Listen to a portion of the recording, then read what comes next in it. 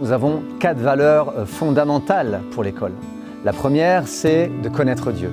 Nous voulons et nous désirons que chaque enfant puisse connaître l'amour de Dieu. La deuxième valeur qu'il y a à l'école Oberlin, c'est de pouvoir se connaître soi-même. Savoir que Dieu les a créés et qu'il a mis tellement de choses extraordinaires en chacun d'entre eux. Le troisième point, c'est de servir la cité. De voir qu'autour de nous, il y a des gens, il y a du monde, il y a de la vie et nous désirons que les enfants puissent découvrir tout cela.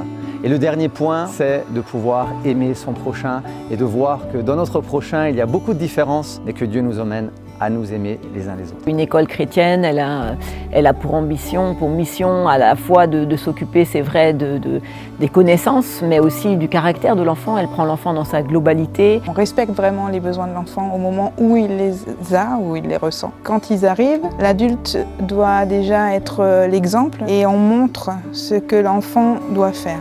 Je vois les yeux qui s'illuminent, je vois des sourires, on leur a montré quelque chose qui leur fait plaisir. Ils apprennent en s'amusant et ça c'est quelque chose de trop bien. J'ai adapté la salle de classe pour qu'il y ait des aires, français, maths, géométrie, et en fonction des aires, ils peuvent se déplacer. C'est pas la vision qu'on a de l'école parce qu'on se dit le maître il doit tout savoir ou la maîtresse doit tout savoir, il faut qu'il soit devant et puis qu'il apprenne aux enfants. Ils apprennent tellement plus quand c'est eux qui trouvent que quand c'est nous qui leur donnons.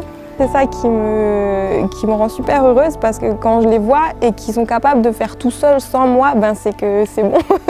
J'avais vraiment à cœur de leur apprendre à respecter les choses parce que Dieu nous les a données. On en a besoin aussi. Comment un arbre ça arrive sur terre, comment est-ce qu'il grandit, comment est-ce que ça fonctionne, comment est-ce qu'il nous permet à nous de respirer. C'était important en fait de leur montrer ça. C'est vraiment moi qui étais en charge sur les temps de midi et tous les temps hors classe avec les enfants pour jouer, s'amuser, s'éclater. Tout ce qui est fun, c'est avec moi. J'ai une super équipe, vraiment une super équipe qui est vraiment dynamique et on peut aller vraiment dans des beaux univers avec les enfants. On incite quand même beaucoup les enfants à l'autonomie. On est là un peu comme des éducateurs pour être derrière eux, les accompagner mais pas faire à leur place. Et c'est ce que j'aime dans mon travail, il n'y a pas une journée qui se ressemble. Les temps aussi que j'apprécie bien, c'est les temps de la sieste. C'est drôle de les voir, comment ils émergent, ils se réveillent, les différences de caractère aussi. Certains, il ne faut pas leur parler, d'autres, tu peux directement jouer avec et c'est des temps que j'aime bien avec eux. J'y suis en tant que professionnelle et en tant que maman.